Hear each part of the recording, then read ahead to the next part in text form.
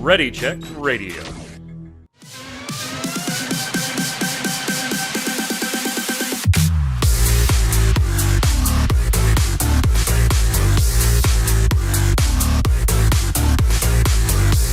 What's up, Internet? It's Thursday at 7 p.m. Eastern. That means here on Ready Check Radio, it's time for the Relic Grind, our Final Fantasy XIV Square Enix podcast, promising you today to be spoiler-free. We are a little less than 2 weeks into the launch of the Dawntrail new expansion. The raid came out this week. I'm sure we'll have a little bit of thoughts here and there, but we will stay away from naming names and talking about main story beats and things like that, giving you some of our early impressions of the expansion. Thank you so much for joining us. I'm Mike Byrne, your host as always, and this is episode 133. If you're watching on YouTube or listening on Audible, Spotify, any of the podcast platforms, thank you so much. While you're there, give it a like, a subscribe, thumbs up, turn on the notifications, and most importantly, chime in with your Dawntrail opinions in the comments below. If you need to know where everything's at, or you'd like to join us live here, twitch.tv/ReadyCheckRadio. The website's right on the screen there, ReadyCheckRadio.com. Backlog of all of our episodes of this show, Gaming Gumbo, and everything else, and all the socials in the upper right-hand corner. Make it real easy to follow. Real easy to follow. I don't know about you, gentlemen, but I have spoken to Wook Lamont. Yeah? Everybody and their mother keeps telling me, speak to Woke Lamont. Chris Montoya, a.k.a. Tarkoth, have you spoken to Woke Lamont? I mean, many times, I guess. And just a few, huh? You know, it's been a really hot summer. Is it hot where you guys are at? Oh, yeah. Yeah, it's pretty hot. But is it as hot as the thirst traps for one mammal jaw out there? Yeah. I don't know. Probably, I can see. I guess we'll get into this later. I won't say it yet. We got another host to introduce in Mr. Paul Berlin, a.k.a. Flynn. What's up, boss? Yo, I finally got the expansion. Yeah, that's the real expansion, the tabletop RPG. It's not quite digital for some reason. it's really hard to get into the disk drive. But at least I get a fancy dice with a meteor symbol. Nice. Very nice. The only reason I wanted this was for the meteor D20. So I didn't get that. I didn't get that yet, but I did. I think it was yesterday. It came in the mail. Was the Endwalker art book, the new one. Oh, so I got that on there. Yeah, it's beautiful as always. And then I am one of those lucky few that has a Gongcha tea near me. It's in the south side of Pittsburgh, right where we went on that extraordinary Insomnia Cookies adventure for the Final Fantasy VII Rebirth boxes. There's actually a Gongcha tea there. So tomorrow, after work, I will be visiting my son Torchwick. This is great, right? We write for MMO Bomb, right? That's paid the bills for a long time. And oh, by the way, visit MMO Bomb. If you don't know, like for the last 8 or 9 months, regular sites, like websites, like this is just a fun project I do. This doesn't make any money or anything like that. But like even your big dog 200, 400, 500,000 YouTube subscriber channels that run sites, and MMO Bomb's a little smaller than that. It's at like 175,000, something like that. Sites are getting killed right now. Like Google is just destroying them with all of the new policies and algorithm stuff they've done in the last 8 months. Their new AI tool, which is giving horrid answers, by the way, like absolutely horrid answers.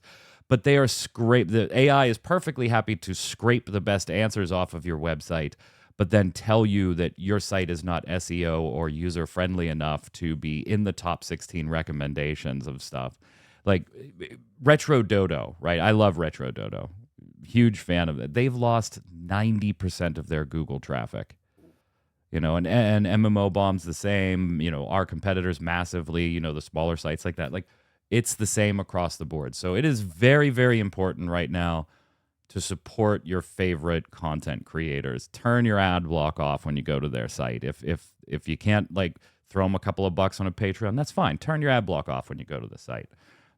people depend on it. Like I'm in a blessed position where I'm able to do that and have fun with it and make a couple of bucks. But if it went away, I'd be okay. There are many that aren't, right? So help them out. Anyway, soapbox off. We'll set the soapbox off to the side there.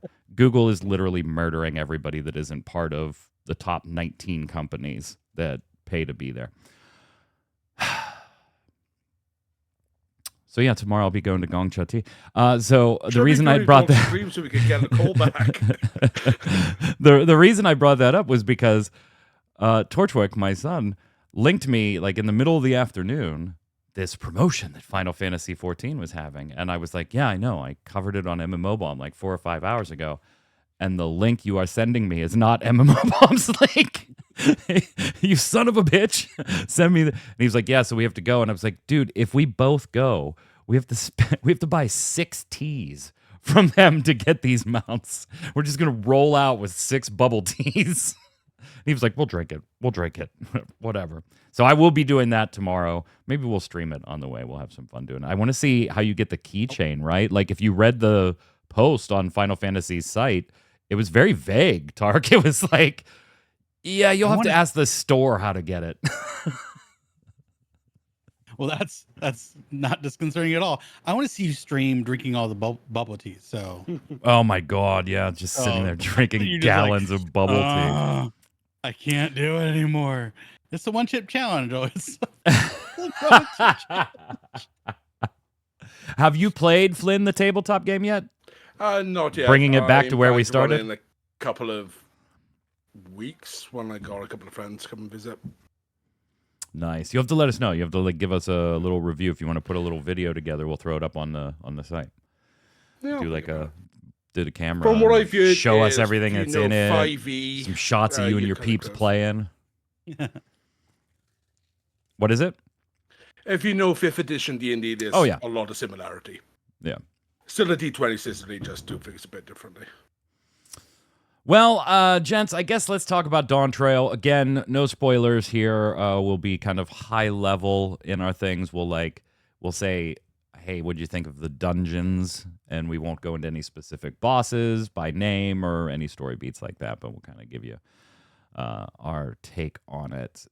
High level, Tark, high level. Mm-hmm. I know you were one of the ones probably out of the 3 of us. While Flynn was a little excited going into this one, and I was kind of fence-sitting going into Dawntrail, you were fence-sitting but almost leaning towards the I'm probably going to be disappointed side of things. You had mentioned once or twice, like, if things aren't shaping up, you might actually considering canceling your sub for a little while, playing some other things, and coming on back later. 2 weeks in, not expecting you to tell us whether you're canceling the sub yet or not. There's still a long way to go on that decision, I'm sure. Yeah. But what are you feeling so far about Dawntrail? So far, overall positive. I want to say B+, A- kind of range going on right now.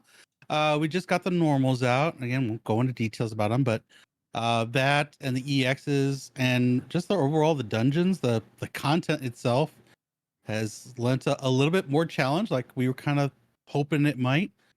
The story was okay. The voice acting mixed. A little disappointed that some things were not. There's no like lingering things going on out there, but again, don't want to go into too many specifics. But I'm feeling positive in general. Are you surprised at the positive feeling? Like, is it more than you thought, or than that you were expecting going into it, or are you surprised you're this positive after a couple of weeks? Maybe not surprised, but I think I did myself a service by not setting the bar so high that it couldn't be reached. After Shadowbringers and Endwalker, I bringing it down because they're restarting and they're making a whole new saga. You got to bring it down and let them build up again. So bringing my expectations down really did, I feel, a great service to this expansion so far. But there's still plenty of time for things to go horribly wrong. For things to change.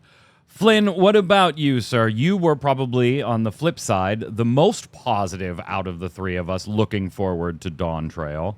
now 2 weeks or so in. Where are you? I've got it ranked in third or fourth place, sort of tied with Stormblood, because being superficial is very Stormblood feely.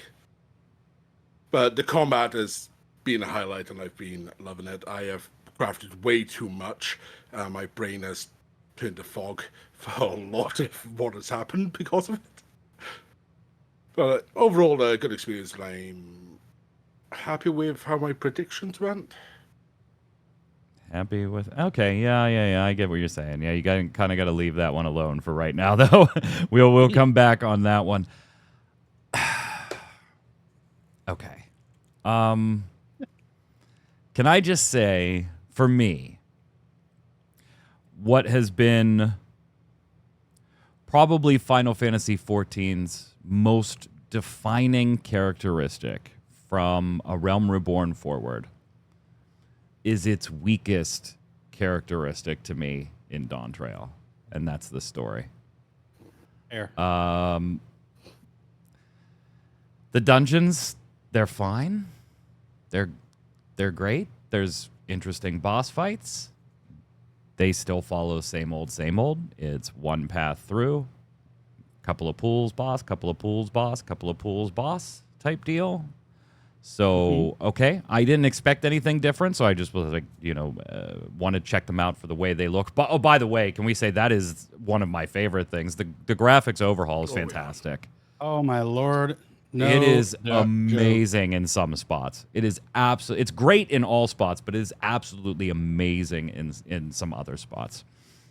Some of the sightseeing log spots are just they're breathtaking. They're like it's fantastic. It's fantastic. So that is. I do have a new favorite zone now.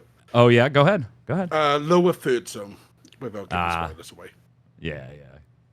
Takal in chat saying the lack, and again, Takal, I appreciate you being spoiler free in the way you're describing this. Saying the lack of interactivity on things that could have been interactive sits wrong with me. Conducting a certain business transaction, for example. I think I know what you're talking about. I hope I do, because this was something within my first hour or two of gameplay when Dawntrail. I thought this certain thing was going to go in a different way. And I'm not spoiling by anything by saying there's a series of quests very early in the Dawntrail zones. It could be a little later, depending on which zone you go to first. But there is a set of quests where you are given a relatively cheap, worthless item, and you are asked to trade this item up with people to get a quest item that has a much higher value by the end of the chain. And this is the one, okay, great. Yeah. And they put in overlays for this too. Like when when the first overlay popped up, I was like, oh, sweet. This is going to be like a cool little system. That's neat. Where you like do a quest or you help somebody or whatever, and then you trade them X for Y, and it says, hey, you gave them X, which was worth this amount, and they gave you Y, which is worth this amount. And you're like, sweet. And I thought, maybe there's going to be some branching paths here where maybe I can make a wrong decision, Flynn. Maybe I could make a wrong decision. Yeah, and have to maybe start over or take things in a different way. Find somebody else who wants this item because the one item I was trying to get that this guy wanted, I didn't get for some. Like I thought, man, this is going to be kind of neat. And oh no, it's just an overlay that every time I complete the next quest in the sequential step of quests that you cannot mess up or do anything wrong because you have no decision making to do anyway. We want to splash the screen. Torchwick and I were talking about that. We're like, oh, that was kind of disappointing. We thought like maybe there was something to interact with there, and there really wasn't. And Torchwick had said, well, maybe later that actually becomes something. Like maybe in a Beast Tribe quest. Or the whole galaxy thing that we're going to have going on, maybe. Yeah. You know what it just kind of popped in my head. That quest is a dungeon for this game. it's all in a straight line. You know what you're getting, but it put a fresh coat of paint on it. It's wonderful. Also mentions protecting a certain vehicle. Yeah. There were a lot of points where they took the gameplay out of our hands, where it would be nice to have the gameplay. There's just small things too that bug me, and this is by no means not exclusive to Final Fantasy XIV. This is like an MMO thing in general these days. When characters say something, it almost just doesn't matter. And I miss kind of the days of saying certain things, either hinting at or meaning certain things. There is a quest in the Hanu zone where they're telling you to go to this location. And by the way, when we get there, it's pretty high up and it can be challenging to climb up there. And I was like, oh, okay. Maybe there's a mini little, because some of their jumping puzzles are ridiculous, but maybe there's a dumbed down jumping puzzle that you kind of have to do to get. No, it's just a long staircase. Like, it's just a long spiral staircase. And MMOs do that all the time. It's just kind of one of those things that bug me. Anyway, I'm loving the dungeons, and I think the game is beautiful. We'll talk classes here just in a second, but I want to stick with the story just for a moment, because to me, and something we're going to talk about in a few minutes, I'm not the only one, it is genuinely the weakest part of Dawntrail so far. The joke of speak to Woklamat is literally like every time you move the main story quest forward, within the next 4 steps, you are going to be told to speak to Woklamat. Like, it's just... I don't know about you, Flynn, but in the journey from level 90 to almost level 92, I fought nothing. I clicked, I read, I walked, I clicked, I watched a cutscene, I walked, I clicked. Now, I will set aside that I did a couple of fates in the first zone because I really wanted to go ahead and unlock the faster mount movement, right? Mount speed. So I did do a couple of fates, but following the story, I had almost gained the first 2 levels without killing a blessed thing. I got the first 2 levels so without killing anything because I was so just much like, XP. Yeah, it's like 1 million a pop on the MSQ. like I was capped way earlier than I thought I'd be. Yeah. I don't know, man. Woklamat is a character I appreciate, and I guess we can kind of talk about this too. It's not reviewing all that well. It's getting kind of mixed reviews across the board, whether that's on Steam, where it holds literally a mixed review score, or if you go to Metacritic on the PC version, where the editors or the critics seem to be doing pretty well, 79, 80, 81-ish, depending on what day you look at it. The user score is coming in at like 6.5, 6.5. It is being received as kind of a mediocre expansion, with a lot of those reviews, Tark, focusing on what's up with the story, man. This is kind of boring. It was kind of boring. I don't know how to put my finger on it. The central story being revolving around Woklamat, and if you weren't invested in her, and how could you be really invested in her when we got maybe 30 minutes of time with her previous to this expansion? Dropping? I mean, you couldn't come into the expansion feeling overly invested in Woklamat. Yeah, where like I'm harkening back to like Heaven's Ward, because that's kind of how this feels to me, is like a Heaven's Ward type of expansion. We knew about Ysael, we knew about Estinian, Stormblood, we knew about Lise. It's just put into the fact that also some of the writing was pretty cringe. Some people didn't like the voice acting for Woklamat. I thought she was fine. I just thought it was a... Yeah, and by the way, I think that Kyle brings up a good point, though. Can we set aside all the, culture war bullshit about... we've said on previous shows that has no bearing and should not have any bearing on any of that, whatever.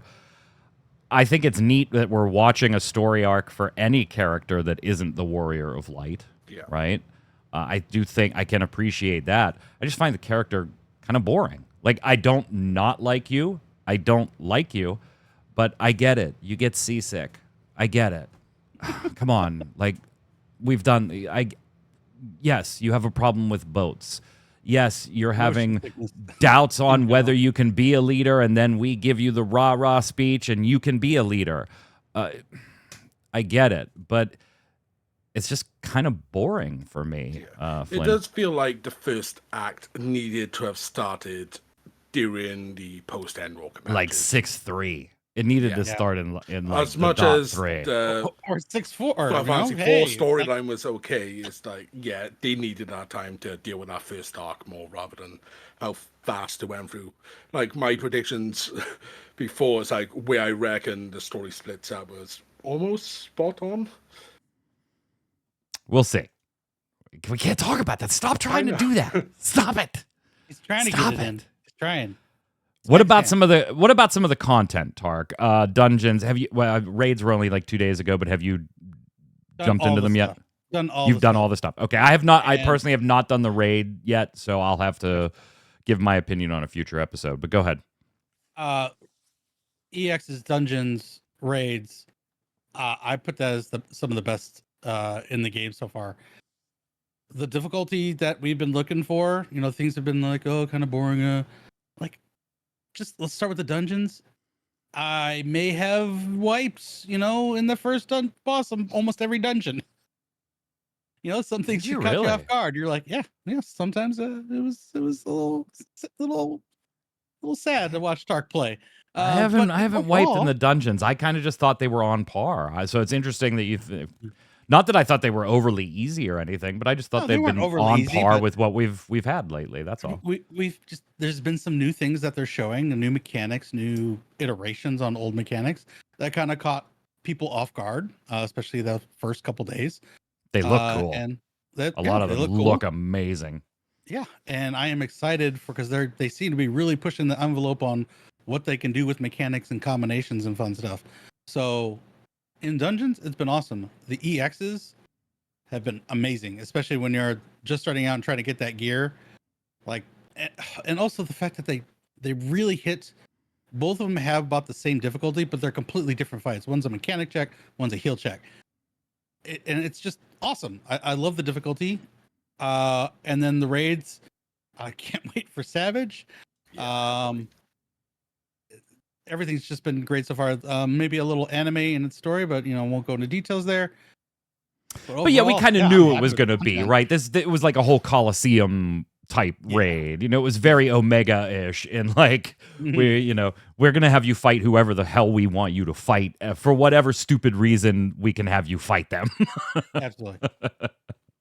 Flynn, how you feeling about the extracurriculars, the dungeons, the raids, the hell, even fates if you've been doing those?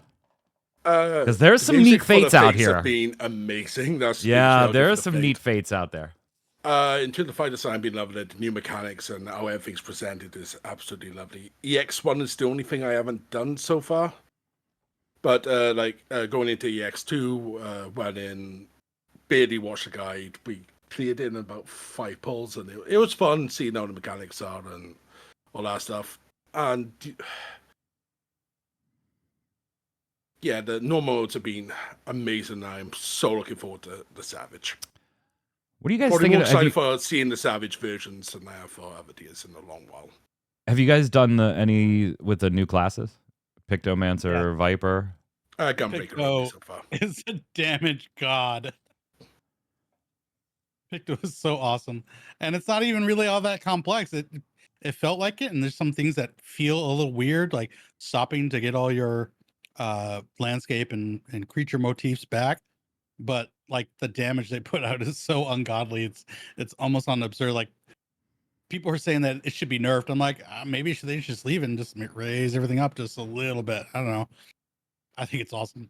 You haven't messed with the new classes at all yet, Flynn?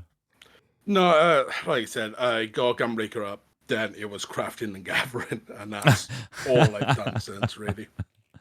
Yeah, so Viper already seeing some changes. In fact, there were some additional job changes that came in the raid patch this week as well. There's going to be more coming. This is not just a 701 thing. It's also going to be a 703, and I believe not a 703, a 705 thing as well, picking up some additional job changes. I want to stick to 2 specifically here and get your opinions on. The Viper changes. Was this a little maybe knee jerk on some of the Viper changes to kind of make the rotation a little less busy? I think was kind of the word that they used for the busyness of the rotation. They were going to ease some of the directional requirements and things like that. Is Did that a they do little any of too that? early? They haven't done it yet. They're going to do that. They haven't done it quickly. yet, but they've already announced that's the Yeah. way they're going. Here, let me pull it up here to get it exactly. Newly released in 7.0. We've received feedback pertaining to the busyness of their skill rotation, talking about Viper. To that end, we're planning several improvements, including the easing of directional requirements, the changes to the effects of several actions. We're aiming to implement these changes in 7.05, though we also intend to make some smaller adjustments to the range of certain abilities in 7.01. It'll take a while longer, but we hope to address player concerns as best we can. Is this a little fast, Tark? A little fast. I think you need to give it more than just. I mean, it half had a 2 patch weeks in the to- public. No, right? I was a little bit more stunned about how all the changes to Monk, but then of course, if you do any expansion bingo card, like change overall big changes to Monk should be like the center square, right? That's a freebie. That's Monk. because they keep messing it up. They keep messing with Monk. Mediator, this version is utterly broken. You don't need to do all the rotation. 7.0, swapped around. No, Dragon Kick is all you ever need because it's formless. And I your do numbers like go that the only And Elixir Pictomancer change Yeah. that was like, guys, stop manually disabling some of these effects. Stop hacking your rotation. Stop breaking your own rotation so that you can reapply faster. That was like the only fix Picto got. Subtractive palette, Aether Hues and Aether Hues 2, you were able to manually to disable the effects of those. They fixed that in .1, but it was funny in the notes, which came out, like 4 or 5 days before .01. They said, but we ask that you refrain from manually removing these status effects while practicing your rotation. Fuck out of here, man. I'm going to keep doing what I'm doing because it's working until you tell me I can't do it. The other big kind of changes that are coming a little bit in 01 or have arrived in 01 and are coming some more in 05. And these ones, I don't know because I'm not a main tank, but I have friends that are mains that tank.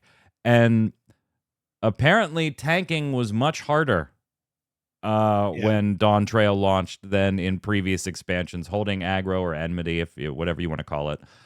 In 14, it's enmity. But holding aggro on things got a little more challenging. And the word that I had, at least from the tank friends of mine, and I saw that our friend Fusion said the same thing on Twitter, that they kind of liked it, that they had to work once again. And apparently that was not working as intended. Too much work. Yeah, too much work for the tanks to do it. So they've added enmity and threat generation to a number of abilities that previously did not have it to regain the ease of controlling monsters. I'm not sure I like this one, Flynn. Part of it is like because of Gunbreaker. Your dash now before 0.01. No damage, no enmity. You just gap close, but if you're still used to your old gap close, which did damage, did generate enmity, and then you're running off, you're losing the aggro to the first Picto that just does an auto cast crit direct hits. Like, nice gone, I'll catch you up in bed. But for the most part, my personal tanking style for these dungeons is always I double hit any pack, move to the next pack, just to guarantee I got aggro from any crit outlying. So for me, it hasn't affected how I play or noticed too much difference outside of the odd outlier enemy once in a blue moon. I do agree with chat, and this is something we discussed on our last show, the week of Dawntrail launching. The tanks are still way too durable. Like they're just way too self-sufficient for regular content, at least. Let's say. For regular dungeon content, things like that. I get it. He's been leveling up Dark Knight, and he's been feeling a bit squishier. I get it if you are overgeared just dramatically and you're being level synced down and you're just overpowered and stuff, but even level appropriate, gear appropriate tanks for regular dungeons, situations where tanks are soloing things for the last 20%. Sometimes it's just you shouldn't be able to do that. Mainly warrior. Oh yeah, it's always been insane. it's always been warrior. Well, I should say for the last expansion and a half, it's always been warrior, and it still is. It still is. Hey, you get a couple of free days, by the way, if you didn't know. If you're playing on the Xbox due to issues with launch, as long as you had an active subscription as of July 4th, you'll get 8 days. On them, there's a total of 10 days, actually, because you'll also get the 2 free days that all other players get. So you get 8 Xboxy days and 2 that everybody gets. So enjoy your 2 free days. If you're on Xbox, it's 10 for issues. Xbox, yeah, whatever. Yeah, whatever. I feel bad for that community because they're like, hey, it's our first expansion. We just joined the 14 community. I can't play. Yeah. To be fair, I was feeling that with you Americans because the EU servers were fine and I was seeing all the issues. America was not. It's fine. I shouldn't be too critical. We've certainly had a lot worse. Yeah. We've certainly had a lot worse. But it still had. Sitting on For the majority, it's been a stable expansion, unlike it hasn't been as rough as some in the past. That's not even close in some cases, to be sure. So right now, Tark, if I asked you, looking at Metacritic, looking at Steam, and having your own thoughts about it, do you agree with a 6.5, a mixed review rating for Dawntrail so far? Mixed, but positive. Yes, although I'm a little bit more positive. Again, I'm putting it at that B+, A-, all around maybe. I mean, a B+ is like a high 80s, on a test or something. It's like an 85 or an 88, 89 is a B+. You're giving it almost a 9 out of 10 at that rate. Again, I put that bar low because I was expecting disappointment. So maybe not everybody was expecting. Put their bar low. They had their barrel high. I was like, oh, this is gonna be the best. I'm so excited for summertime vacation, and like they just weren't happy with what they got. I don't know. I'm generally positive about it. I think the 6.5 is fair right now. I'm about 7. Maybe I'd like inch it a little closer to a 7, just because the PvE content, which is the primary reason I'm playing it, that is all very, very good in my book. There are still improvements that I would like to see in that content, but that's not exclusive to this expansion. I've wanted those types of improvements for the last 3 expansions now, so I can't hold that against Dawntrail. So maybe I'll skew a little higher to the 7.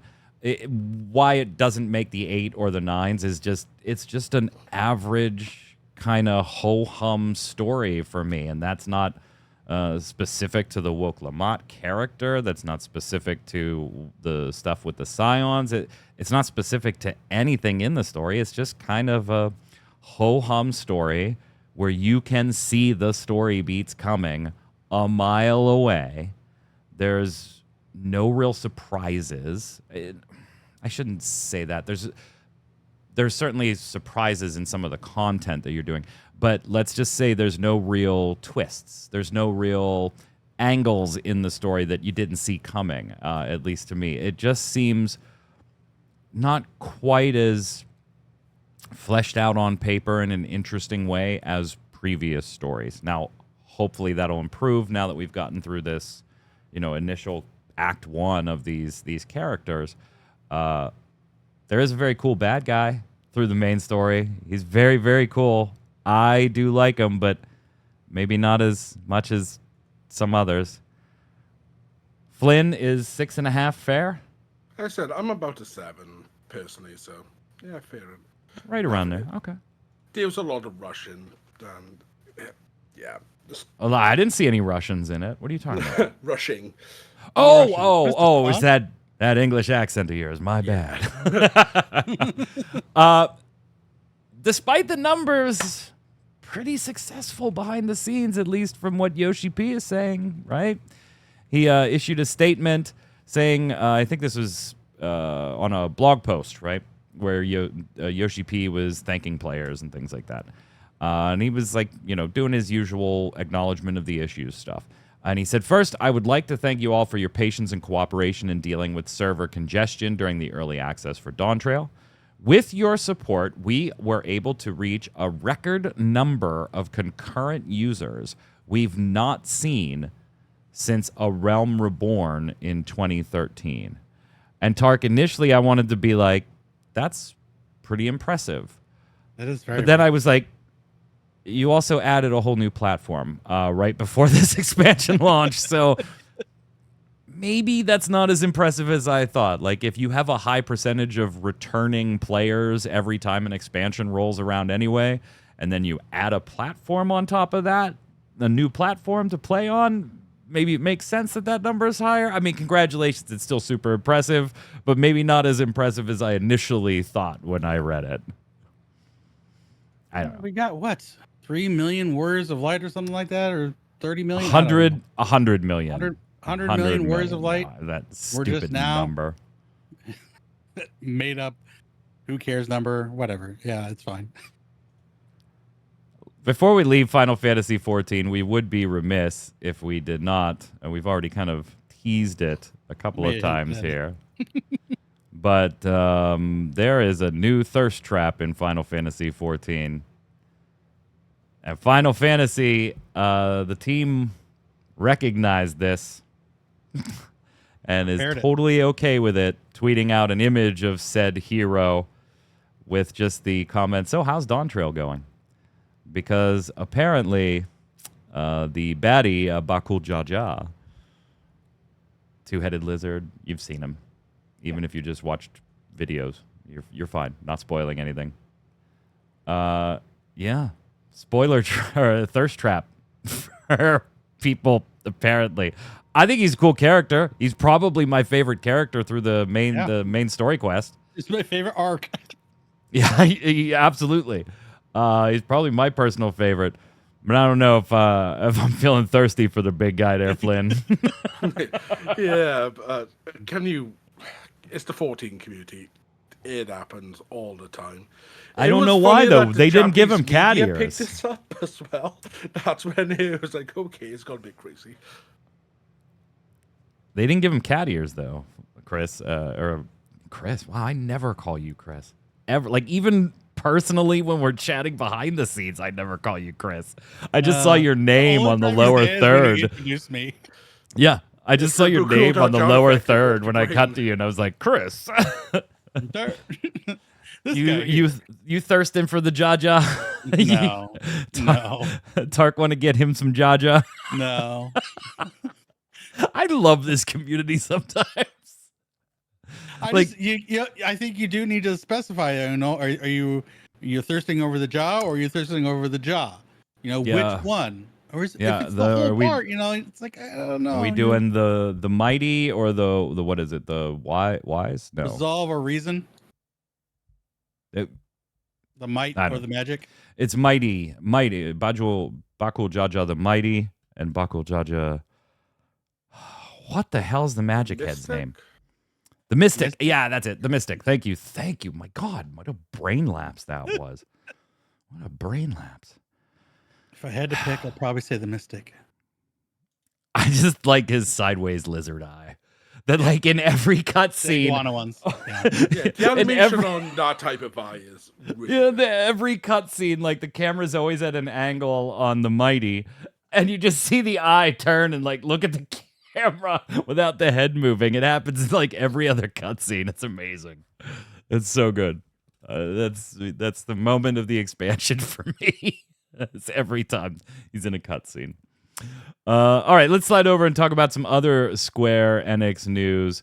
So this is kind of building upon news we already knew about and we've talked about on this show. Remember a few months back when Square Enix basically wrote off a bunch of projects and said, hey, they sent out a letter to their shareholders, get ready, because we're anticipating financial losses. We're going to write off X million in losses. It's not like a pure revenue loss, right? It's a cancellation of project loss. That's a little different when you talk about financial statements. I don't want to go down the rabbit hole on the show. But this is obviously going to hit Square Enix's numbers when they release their next financials, but it's not just limited to Square Enix. That write-off is having ripple effects in other companies. Tosei, a Japanese developer that actually has worked with Nintendo, Square Enix, Bandai Namco, stuff like that, they, according to Automaton reports, they have worked on Crisis Core, Final Fantasy VII Reunion, Scarlet Nexus, Dragon Quest Monsters, The Dark Prince, Paper Mario, The Origami King, Splatoon 2. They apparently have seen a significant decline in profit in their digital entertainment sector, mainly caused by the cancellation of multiple in-progress games at Square Enix. The company's net sales went down by over 27% compared to last year. And in addition, the company posted an operating loss of 599 million yen, an ordinary loss of 580 million yen, and a final loss of 367 million yen. Fair chunk of change. Yeah, and it's just that's a little over $2 million, right? But you're talking about a small company. Small indie developer. Yeah, a smaller company. And they're not the only ones. There are a lot of relationships that Square Enix has that are being impacted by this, Tark. It's unfortunate. They're doing what they have to do to what feels like just survive at this point, which is kind of scary for us Square Enix fanboys. But as long as they keep chugging along, I'm liking what they are releasing. What happened to be close? I kind of wonder is if the Dragon Quest remakes weren't as far along as they were, maybe they would have been canceled too. Ooh, I don't know. Like, coming from this, I am wondering if this is due to how many outsourcing gigs they've had to rehouse internally, and this is a reaction to that. Yeah, I mean, we've certainly seen other gaming companies do that lately too. Digital Extremes, company that does Warframe, remember they were supposed to be the publisher for Airship Syndicate's Wayfinder game. And like 3 days after Wayfinder went into early access, which had its own massive tech issues, which we don't need to get into, but just days into that early access, Digital Extremes laid off its external projects division and cut ties with every external project that they were doing and brought it all in-house again. Still resulted in layoffs, and Airship Syndicate kind of had to scramble to save their own damn game at that point, but maybe something similar. It's heartening at least that Square Enix has come out and said, just because we're doing this like focus on the quality and maybe limiting the number of projects doesn't mean that we're only committing to AAA experiences like the big budget Final Fantasies and stuff like that. That does not mean that. So hopefully we will continue to see, the Octopath Travelers of the world and things like that, because honestly, that's where they've been making their steady paychecks. Yeah. You get the big boom of a Final Fantasy XVI for a little while. Yeah. But your steady paychecks are the word of mouth games, the Octopath Travelers, the new Mana series coming up, and those aren't huge heavy hitters, but those are your more steady flows of income. As long as you have reasonable expectations, which has been their problem True. for the last couple of years. Very true. Very true. That's very fair. Hironobu Sakaguchi back. We kind of had, I think we talked about this on the show 2 weeks ago, that he was headed back there. Now, Bloomberg's done like a full piece talking about Sakaguchi's history with the company and his thoughts now that he's back. He said it was almost like going to a 20-year high school reunion. Certainly 23 years changes a lot of things, and memories we have over time become more beautiful. The things we don't like, or perhaps where bitter memories slowly fade and take a back seat. But what do you think he's actually going to do here? Because he has also said as part of this that I don't think I want to work on a Final Fantasy game. I don't think I would play. He's very into 14. We know that, right? Oh yeah. And he said, "Hey, if I take on a Final Fantasy project again, I don't know if I'm going to be able to enjoy Final Fantasy 14 as much." He doesn't seem to have an interest in doing that. There is also no interest in bringing back like a Lost Odyssey or a Blue Dragon to modern platforms or anything. He has said, as far as his personal interest publicly, though, he has said only something about one game, Terra Battle, which was a mobile game in 2014 that you can't play anymore. He would love to revive that and do something with that. Okay. I mean, it's cool to see him, be in good spirits with Square Enix. I'm happy that we're going to play his game, Fantasia, or Fantasian. Yeah. Thanks to that collaboration. I would love to see getting it off the damn Apple Arcade. something small, maybe like a dungeon, Sakaguchi dungeon or something, him doing something in a small bit, maybe on the side, a 24-man if you wanted to do that. I don't know, that'd be kind of cool.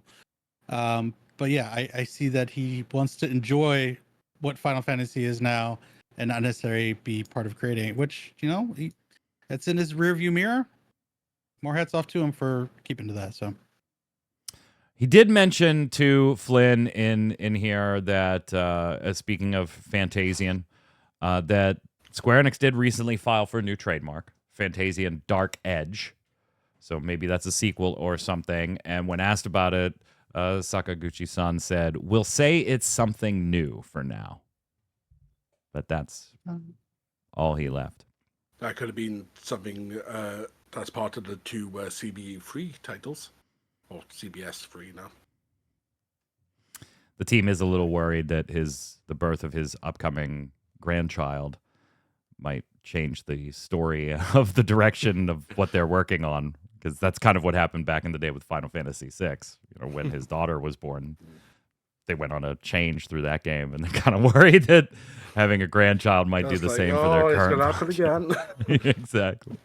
Exactly. I'm glad but to his see him approach back. with Final Fantasy, I get it. It is very much the early Final Fantasies is like, they're my kids, now they're off to college, they're doing their own thing, and that's how he's sort of approaching it. If you are, by the way, speaking of some of these kind of like other Square Enix games, but there's some Final Fantasy in here too. There's a Humble Bundle Square Enix summer sale going on right now until next Tuesday, the 24th. Just to give you an idea, Final Fantasy VII Remake, the Intergrade version, down to $35. If you have never played Nier Automata, get it. It's you can do Steam keys, right? A Steam key version if you want. That's Nier Automata Game of the Yorha edition is $16. $16. That's 60% off for the whole Game of the Yorha package. There's also even better sales on other things. Some of the 15 DLC, if you still need that. Echoes of an Elusive Age, one of mine and Tark's favorites in the Dragon Quest series, is down to $24. The Final Fantasy X 10-2 remaster is $12. I mean, some of these are just ridiculous prices. And if you've never played like Octopath Traveler, it's half off. Chrono Cross is half off. Final Fantasy XIII, 60% off of each of the titles in the series. Trials of Mana, 60% off. There are a ton of Square Enix games on here.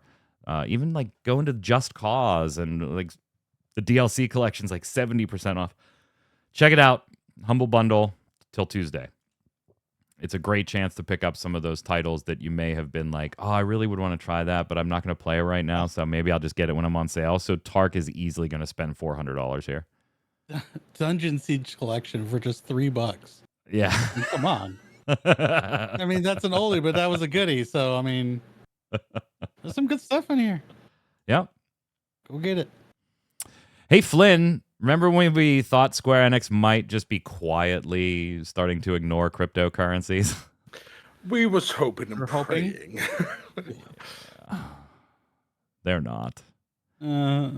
Square Enix just put $3.1 million into a funding round. Well, I should say they didn't put 3.1. Let me reword. They lead the funding in a $3.1 million investment round into Soccerverse, which not only is trying to be a competitor for Football Manager, which I don't. Spoiler: Football Manager has a big head start on you, like a big one.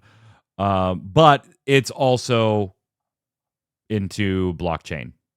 It's blockchain management, building an immersive and community-based management sim based on blockchain technology, hoping to tap into demand for crypto-based projects and those seeking an alternative to the market-leading Football Manager. Square Enix is best known for its Japanese RPGs, such as Final Fantasy, but has a Western presence after acquiring UK-based Tomb Raider publisher Eidos in 2009. I don't know why the article felt the need to include that. That's not theirs anymore. Indeed, that transaction gave it control of the Championship Manager brand, though the series is dormant. Company has made blockchain-based gaming an investment priority in recent years, which helps to explain this move. What kills me is this comment from the Soccerverse team. From the general manager of investments at Square Enix. Soccerverse stands out as the most innovative and unique game using blockchain features in the genre. We're eager to continue our journey with it, now from the perspective of investors as well as fans. Soccerverse, on the other hand, said that the involvement of Square Enix is validation of its vision and will prove invaluable. Okay. I guess you haven't seen some of Square Enix's other investments over the last 20 years. Square Enix's investment, Tark, totally validates our project, exactly like it did with Spirits Within. or what is that NFT game that launched in the last year? Symbiogenesis? Yeah. What is just I forgot about that. Oh, it's still going, apparently. I did check recently. Is it really? Yeah. I'm not getting on that train. I just won't do it. It's like I need physical, like for my things. Like even like I got Baldur's Gate 3 physical edition. I wasn't gonna buy the digital one, okay? Like I need the physical in my life. So I'm not gonna get on board with this train that they're going down. It's just not happening. No. Awful. Last thing, Flynn. We've given some credence to some Final Fantasy IX remake leaks, rumors, most recently being the Epic Game Database leak. But the Square Enix music channel on YouTube, all of a sudden, add more joy to your has dropped over the last few days.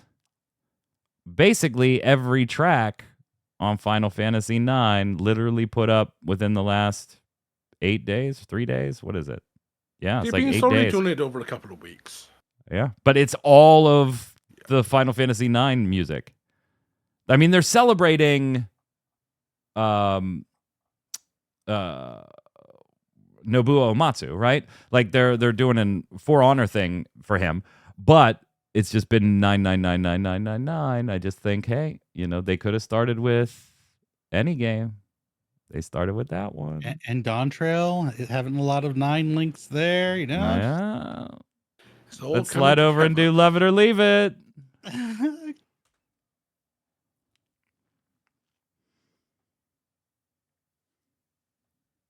Love It or Leave It is the way we end every episode of the Relic Grind. Here it's where I give you something Square Enix related. Could be a game, a feature in a game, something they've said or done out in the press, or just something tangentially related to Square Enix, because it's my show and I'll do whatever I want. And you tell me whether you love it, want more of it, or leave it, walk away from it, never to see it again. No fence sitting here. And I'm going to ask you, this will be the second time I've asked you this. There will be one more in a couple of weeks. Just get ready for it. I asked you ahead of launch, with everything you know, Dawntrail, the expansion itself, love it or leave it. Now you've had 2 weeks with it. And again, just like last time, your answer could change today compared to what you said 2 shows ago, and it may change between now and 2 or 3 shows from now when you give your final expansion opinion. But as of this exact moment, Tark, Dawntrail, the expansion so far. Love it or leave it. I think it was leave it last time, right? It was. Things have definitely flipped, and again think lowering that expectation bar has helped that. I'm on love it right now. And I hope they keep going that direction where I'm loving the actual content. The story might be mid at best, but I'm enjoying playing the game again. So yeah, love it. I'm going to go with leave it. I haven't finished the MSQ yet. That's why I haven't started the raid yet. So I still have a little bit to go. But up till this point, I got to say there have been nights where I had the opportunity to play, knowing I had to do a podcast about the show, and I still chose to play something else. Not because I didn't enjoy what was going on, but I didn't feel pulled into playing it the way I have with previous expansions. I am having fun. I certainly will finish it. I will play every bit of content that I can besides like the PvP, right? I'll just do what I usually do because there isn't anything about it that's turning me off and making me go, I don't want to play this. It's total crap. There isn't, but there's also just nothing really pulling me into it. So at this moment, again, could change when I finish the MSQ and everything between now and next show. But for now, I'm going to say leave it again, which is what I said previously. And I'm still going to leave it there because there are just nights that I'm going to go shoot Rocket League instead. And that's never happened with an expansion. So that's got to be telling me something about the way I'm subconsciously receiving the expansion so far. Go ahead, Flynn. It's a little bit for me. There are certain story threads that have enticed me more than I expected going in. Very good. Let us know how you feel about Dawntrail so far. And of course, you two reserve the right to change your opinion in a few weeks. Don't go anywhere after the show here. We got Faye coming on, doing a little streaming. What's up, Faye? We're back. What up? How y'all doing? We're back. With your Back in cat ears. Are you still in Baldur's Gate 3? Yes. This is going to be like your but- forever game. I think so. I have picked a thing to commit myself to. But we're at Moonrise Towers, which is the good news. So we're you're Proud getting of there. I'm Yeah, proud we're of getting there. We're getting there. We're working through it. And I got a lot of practice in last week getting through the Moonrise fight. So we're gonna try again tonight. Sounds good. Don't go anywhere, chat. We'll just need a few minutes to pull the stream down, relabel it. Faye will be right back. That's going to do it for this episode of the Relic Grind. We'll be back on Saturday, 7 p.m. Eastern with Gaming Gumbo. Yes, we still do that show. We're going to do it this Saturday. So come and join us. Ramp out. Yeah. Oh, by the way, there's no Relic Grind next week because Tart can't make it. I just remembered that. I should have said that at the beginning of the show. God damn it. Tart can't make it. So There won't be anything new next week, anyways, really, unless it's yeah, there spoiler-related, won't be. so. But There's no time I'll, for Mike to finish the expansion. yeah, no kidding. It's fine. I'll stream before Faye. We'll do some Final Fantasy trading card game stuff because I'll be heading out that weekend for a tournament. Until next time, Flynn, where can everybody find you? You can find me over on X at Flynn_Lawlight or at Within Crisis. You can find me on Twitch coming back this week at Within Crisis. And since there won't be a show next week, I will be going to my first FFTCG pre-release on the 27th. Pre-release. Ooh. Oh, yeah. Enjoy. Tark. Twitch, Twitter, YouTube, all at Tarkal Gaming. You can find me playing Final Fantasy XIV most days of the week. And then catch me here on Ready Check Radio Saturdays. Currently playing Hades. It's fun. I'm Mike Byrne. You can follow me right there at Magic Man 1, but more importantly, follow at RC Radio, and you'll know every time we're going live with a podcast, Final Fantasy trading card game, streaming, hanging out, having a good time, doing whatever. Come hang out with us. Until next time, gang, stay safe. We'll see you on the servers. Later.